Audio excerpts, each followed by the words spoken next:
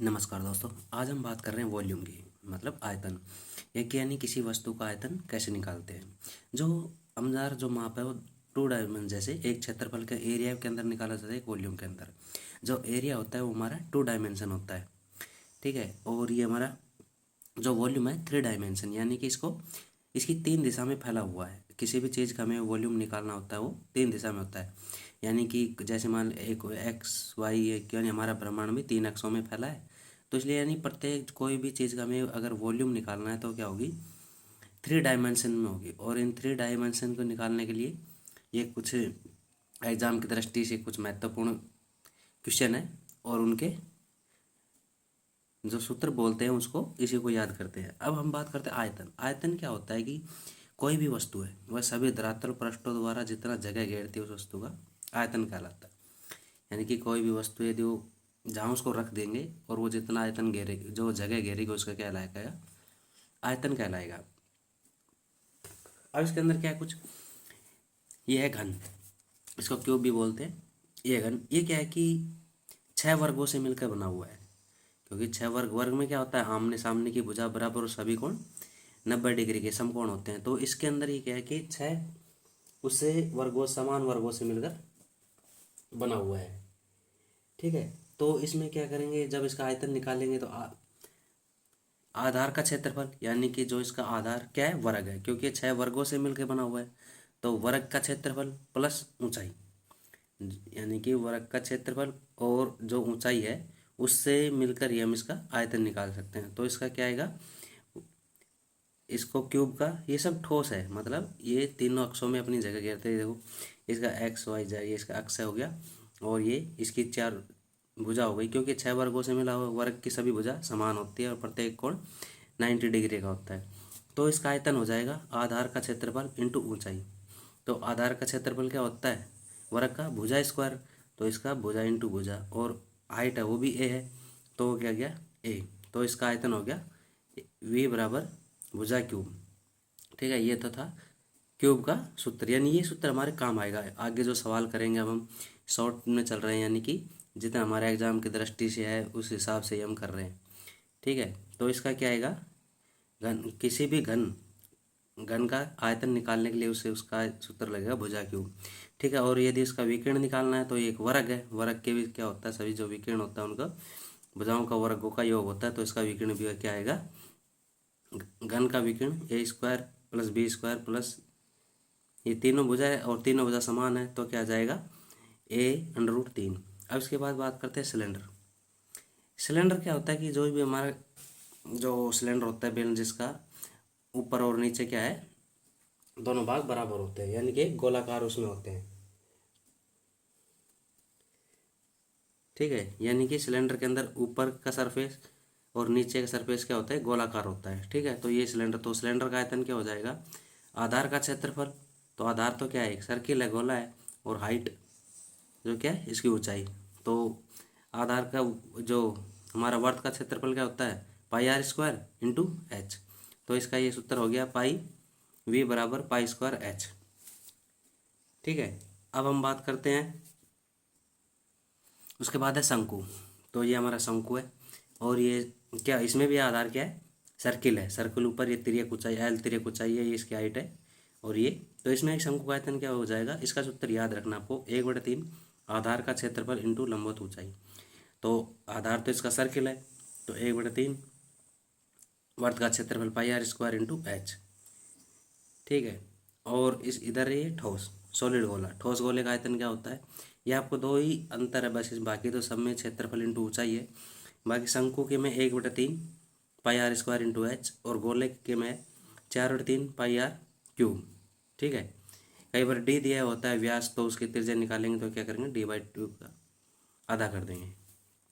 ठीक है। जो डी होगा उसका d/2 कर देंगे तो त्रिज्या आ जाएगी, और पाई का मान 22/7 या 3/4 होगा। ठीक है। उसके बाद क्या करते हैं कि इसका वक्र, जो शंकु के वक्र का पृष्ठ का क्षेत्र 1/आधार का परिमाप इंटू तिर्यक ऊंचाई। तो ये हो गया 1/2 पाई आर इंटू एल, तो पाई आर एल। ठीक है। अब इसके अंदर आगे चलते हैं। अब हम बात करते हैं पिरामिड की। ये होता है पिरामिड हमारे। इसमें वही है जो भी है सभी का बेस है। बेस तो क्या है, निधि त्रिभुज है, सम त्रिभुज क्या होगा 1/3 आधार का क्षेत्रफल इंटू लंबवत ऊंचाई। ये पिरामिड का ध्यान रखना है। इसमें पिरामिड और प्रिज्म में अंतर कई बार हम इसमें हो जाते हैं। तो पिरामिड के अंदर भी क्या है 1/3 आधार क्षेत्रफल इंटू लंबवत ऊंचाई, ठीक है। और प्रिज्म में क्या है कि जो इसका बेस होगा वो कि या ट्रायंगल होगा तो वो क्या होगा सम होगा, तो इसमें क्या होगा वो भी इसका क्षेत्रफल इंटू ऊंचाई, ठीक है। अब हम बात कर रहे हैं नीचे आयताकार ठोस यानी घनाभ, ठीक है। ये हमारा आयताकार ठोस जिसको घनाभ भी बोलते हैं, ये भी वही 3 अक्षों में फैला हुआ है। इसकी लंबाई चौड़ाई ऊंचाई है, तो इसका आयतन क्या हो जाएगा लंबाई गुणा चौड़ाई गुणा ऊंचाई, ठीक है। यदि इसका घनाभ का विकिरण ज्ञात करना हो, जैसे ये विकिरण, ये यहाँ से यहाँ तक जो विकिरण डलेगा उसका लंबाई का स्क्वायर प्लस चौड़ाई का स्क्वायर प्लस ऊंचाई का स्क्वायर का अंडर रूट कर दो, उसका विकिरण आ जाएगा, ठीक है। अब हम देखते हैं उदाहरण के साथ कैसे सॉल्व करना है। हमारे पास क्वेश्चन है घन है जिसका आयतन यानी कि 216 cm स्क्वायर है और उसकी भुजा की माप हमें ज्ञात करनी है। तो हमें पता है किसी घन का आयतन क्या होता है भुजा क्यूब, ठीक है। भुजा क्यूब तो 216 बराबर भुजा क्यूब, तो भुजा बराबर 216 का घनमूल निकाल लेंगे। तो 216 किसका घनमूल है 6 का, तो इसका आंसर आ जाएगा ए बराबर 6 cm। इसकी यूनिट इकाई लगाना ना भूले, अगर आपने इसको नहीं लगाया तो फिर आपका सवाल गलत हो जाएगा, यानी कि जो नंबर मिलने चाहिए वो आपको मिलेंगे नहीं। दूसरा सवाल है एक घनाभ है, घनाभ जिसको आयताकार ठोस बोलते हैं, वो यही कि लंबाई 2.5 चौड़ाई और ऊंचाई 1.5 सेंटीमीटर, तो इसका आयतन ज्ञात करते हो। घनाभ का सूत्रफल क्या है लंबाई गुणा चौड़ाई गुणा ऊंचाई, तो क्या कर देंगे इनका मान रख देंगे और इनको आपस में गुणा कर देंगे, ठीक है। तो जो था ये लंबाई गुणा चौड़ाई और ऊंचाई के अंदर इसका मान रख दिया, तो इसको कैलकुलेशन करने के बाद क्या आएगा 5 से ये cm क्यूब। जो भी आयतन पूछेगा उसकी इकाई क्यूब में होगी, ठीक है। एरिया में तो वर्ग स्क्वायर में होती है, एरिया में तो वर्ग में होती है स्क्वायर में होती है, और क्यूब में क्या होगी वो आयतन में क्यूब में होगी, ठीक है। अब आगे चलते हैं। एक बेलनाकार सिलेंडर जिसकी ऊंचाई 10 इंच है तथा उसकी त्रिज्या 4 इंच है, तो आयतन ज्ञात करना है। यानी कि हमें पहले क्वेश्चन को आराम से देखना है कि वो क्या कहना चाह रहा है, वो क्या पूछ रहा है उसने। तो ये कह रहा है एक बेलनाकार सिलेंडर है, तो हमें पता है बेलनाकार सिलेंडर का आयतन क्या होता है πr²h, ठीक है। तो बेलनाकार सिलेंडर का आयतन हो जाएगा πr²h, तो इसमें मान रख देंगे। व्यास दिया हुआ है, जो ऊंचाई है ऊंचाई 10 इंच है और त्रिज्या क्या है 4 इंच है, तो इसमें क्या करेंगे मान रखते हैं 22/7, आर का मान 4 है तो 4 × 10, तो इसको कैलकुलेशन कर जाए तो इसका आंसर आ जाएगा 502.4 इंच क्यूब, ठीक है। यानी कि आपको यूनिट इकाई का जरूर ध्यान रखना है। अब इसके बाद नेक्स्ट सवाल है एक शंकु कोण जिसकी ऊंचाई 1.5 सेंटीमीटर और इसका व्यास 2 सेंटीमीटर, तो इसका आयतन ज्ञात करो। तो इसके अंदर क्या करेंगे हमें व्यास दिया हुआ है तो पहले क्या करेंगे आर निकालेंगे। तो क्या करेंगे व्यास का आधा क्या होता है उसकी आर रेडियस के बराबर होता है, तो इसकी रेडियस निकाल लेंगे क्या आ जाएगा 1 सेंटीमीटर और ऊंचाई 1.5 सेंटीमीटर दी हुई है। तो अब क्या करेंगे आयतन लगा देंगे। शंकु का आयतन क्या सूत्र क्या है 1/3 πr²h, तो क्या है 1/3 22 इसको कैलकुलेशन कर देंगे, तो इसका आंसर आ जाएगा आपका 1.570 cm क्यूब, ये इसका आंसर हो जाएगा। अब चल आगे देखते हैं कुछ क्वेश्चन है कि 3 ठोस गोले हैं जिनकी त्रिज्या क्रम से 7 सेंटीमीटर 8 और 9 से इनको पिघला कर एक ठोस गोला बनाया गया है, तो नए गोले का आयतन ज्ञात करना और साथ इसकी त्रिज्या हुआ। इस टाइप के क्वेश्चन एग्जाम में आते रहते हैं, तो आप इनको भी जरूर देखें। इसमें क्या करना है पहले जितने भी गोले दिए हैं उन सभी को उनका अलग अलग करके आयतन निकालेंगे और उनको टोटल कर लेंगे, तो जो नया गोला बनेगा वो क्या होगा इन तीनों के आयतन के बराबर होगा, ठीक है। तो आइए देखते हैं करते हैं। तो इसमें क्या है सूत्र लिख दिया हमने गोले का आयतन 4/3 πr², R1 दिया हुआ है 7, R2 8 और R3 9, तो और नए गोले का आयतन क्या हो गया तीनों को जोड़ देंगे V1 V2 V3, तो ये हमने इसका ये सूत्र लगा दिया 4/3 πr², ठीक है। क्योंकि ठोस गोले का आयतन का सूत्र क्या है 4/3 πr², तो इसको इसमें एक मान रख देंगे। तो इसमें सभी के मान रखेंगे तो हम क्या करेंगे इसको जो हमारा ये सब क्या है v के बराबर जो नए गोले का आयतन के बराबर चल रही है ये v नया गोले का आयतन है, तो इसमें ये मान रख देंगे। जो इसके अंदर कॉमन था उसको बाहर निकाल लेंगे और इन आपस में क्यूब करके जोड़ देंगे। तो इसको जोड़ने के बाद इसका आएगा जो आएगा वो आएगा V बराबर 1584। तो उसका कुल जो नए गोले का आयतन आएगा वो आएगा आपका 6637.71 सेंटीमीटर क्यूब। ये नए गोले का आयतन आएगा। अब ये तो था आयतन, अब ये बोल रहा है कि इसकी त्रिज्या भी ज्ञात करनी है। जो नया गोला है उसकी त्रिज्या भी ज्ञात करनी है। तो देखते हैं त्रिज्या क्या करना है। त्रिज्या के लिए भी आयतन, तो नए गोले की त्रिज्या के लिए क्या करेंगे, नए गोले का आयतन 4/3 पाई आर क्यूब बराबर ये। तो इसके अंदर आर का मान निकाल लेंगे, तो आर को इधर ले जाएंगे तो इसको बाकी सब इसके नीचे चले जाएंगे। तो आर बराबर ये आ गया, इसको कैलकुलेशन करेंगे, ये इसका मान रख दिया ये ऊपर से। तो इसके अंदर क्या करेंगे, इसको जब हम इसको गुणा कर लेंगे रख देंगे तो ये आ जाएगा। अब क्या करेंगे पॉइंटों में, तो इसमें थोड़ा सा डिफरेंस, क्योंकि हमने इसको पॉइंटों में इसको तोड़ दिया तो इसका मान आ जाएगा हमारा 1585 का क्यूब करेंगे तो आर बराबर आ जाएगा 2, यानी कि 1585 का √3। ये आपका आंसर आएगा। ठीक है, आप यहाँ भी छोड़ सकते हो, इसको आगे करो तो यहाँ भी कर सकते हो। दूसरा तरीका क्या है कि जैसे हमने ऊपर हमने जो चला था नए गोले का आयतन बराबर तीनों गोले का आयतन, यानी कुल आयतन बराबर नए गोले का आयतन। तो इसको क्या करेंगे, इसको और इसको बराबर में कर देंगे। तो इसको क्या होगा, ये 15 वही आएगा, यानी कि 84 इसको पॉइंटों में चला गया तो ये 85 है, और नहीं तो ये 1584। तो 1584 का निकालेंगे तो वो भी वही आएगा आर बराबर। ठीक है, तो ये भी आप इसको यहाँ भी छोड़ सकते हो, ये भी आपका आंसर हो जाएगा।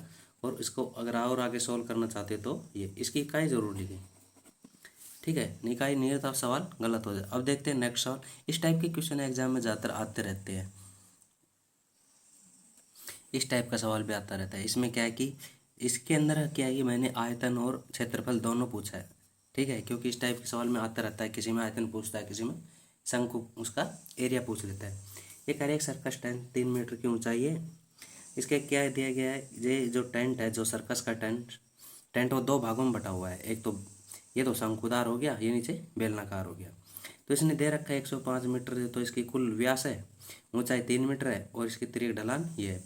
तो हम शंकु का निकालने क्या करेंगे, एच का मान निकाल लेंगे, क्योंकि हमें एक तो ये मिल गया इसका और एक तिर्यक ऊंचाई, तो ये समकोण हो गया, इसका लंबवत है, तो इसको इससे मान निकाल लेंगे। तो क्या करेंगे, पहले इसका क्षेत्रफल निकालते हैं हम। ठीक है, आयतन बाद में, पहले क्षेत्रफल निकालते हैं। क्षेत्रफल भी ऐसे निकलेगा, आयतन भी ऐसे निकलेगा, क्योंकि इसके अंदर सूत्र में उनका मान लगाना है। ठीक है, तो गोलाकार भाग का कर लेंगे। ठीक है, तो आर बराबर 105 मीटर का मान निकाल लेंगे, और हाइट दी हुई है। तो गोलाकार सतह का क्षेत्रफल क्या हो गया, 2πr/h। पहले कर रहे हम गोलाकार का। ठीक है, तो इसको एक सूत्र में मान रख देंगे, तो इसका 990 मीटर स्क्वायर आ जाएगा। फिर क्या करेंगे, शंकु, जो शंकु है उसका क्षेत्रफल निकाल लेंगे। अभी हम क्षेत्रफल निकाल रहे हैं, आयतन बाद में निकालेंगे। ठीक है, तो इसमें भी शंकुदार भाग ये हो गई, तिर्यक ऊंचाई आई, और गोलाकार सतह का πr/l, तो इसमें भी मान रख देंगे। तो इसकी कैलकुलेशन आ जाएगी ये, और दोनों को कुल जोड़ देंगे तो आपका ये आ गया कुल क्षेत्रफल। अब हम बात कर रहे हैं इसका आयतन कैसे निकालें। इसी टाइप से आयतन भी निकाल लेंगे, 2 हिस्से, दोनों का अलग अलग करके आयतन निकालेंगे। ठीक है, तो टेंट का कुल आयतन भी क्या करेंगे, शंकु का आयतन, और प्लस क्या करेंगे, बेलना भाग का आयतन, दोनों का आयतन निकाल लेंगे। तो शंकु का आयतन क्या होता है, 1/3 πr²h, और बेलनाकार भाग का आयतन πr²h। तो एक H1 को तो हमें जो शंकु का है उसको मान लिया, और H2 किसको मान लिया, जो बेलनाकार की ऊंचाई दी हुई है। तो H1 निकाल लेंगे, क्योंकि उसके अंदर तिर्यक ऊंचाई दी हुई है और त्रिज्या है ही हमारे पास, तो इसको इसमें रख के मान निकाल लेंगे। तो H1 हमारे पास आ जाएगा 7.2 मीटर, क्योंकि पूरी संख्या मीटर में दी हुई है, और H2 है ही हमारे पास 3 मीटर। तो इसका कुल आयतन में मान रख देंगे।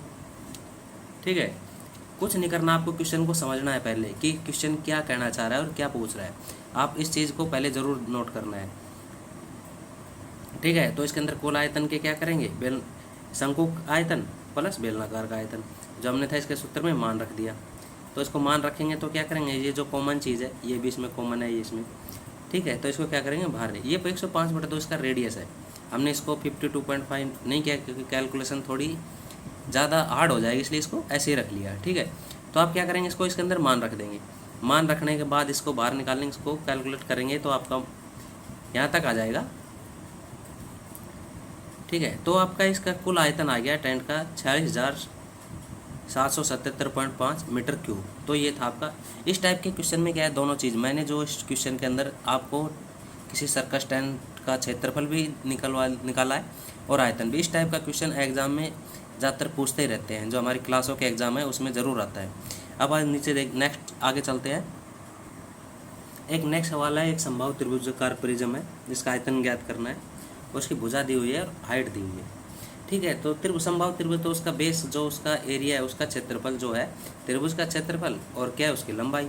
तो इसमें त्रिभुज कौन सा है, संभाव है, तो संभावित त्रिभुज का क्षेत्रफल क्या होता है, √3/4 इंटू भुजा स्क्वायर। तो वही करना, हमें क्या करना, सूत्र में मान रख देना इसका, और जो कैलकुलेशन आएगी वही आपका आंसर आ जाएगा।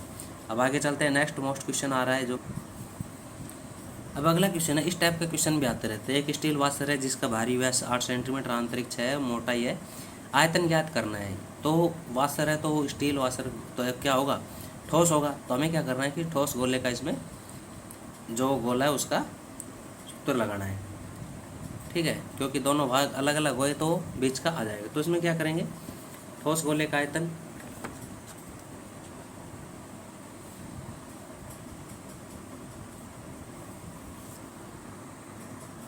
इसमें क्या है कि देखिए हाइट दी हुई है, हाइट दी हुई है तो क्या करेगा, कोई भी चीज़ है उसको, अगर ये इसका हाइट 0 जब तो इसको हम इसको ठोस मान लेते हैं। अब इसमें क्या हाइट दिया हुआ है, तो ये क्या बन गया, एक तरह का सिलेंडर बन गया, यानी कि उसका ऊपर ही जो इसकी लंबाई हो गई और इसका आंतरिक हो गया और उसका बाहरी डाया होगा और ये इसकी हाइट हो गई।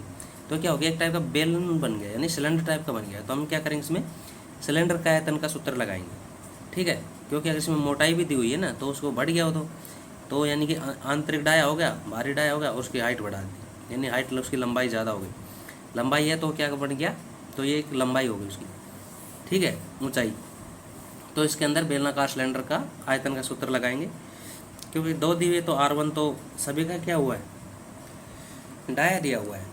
ठीक है, तो इसके अंदर इसका मान रख देंगे।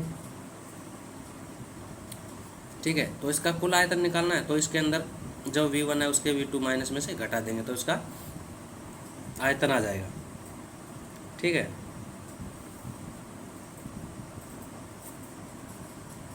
तो इसके अंदर मान रख देंगे इसको, इसके अंदर ये कॉमन है तो इसको बाहर निकाल लेंगे और इसको गुणा करके ये इसको आंसर है, तो इसका आंसर है 110 cm3।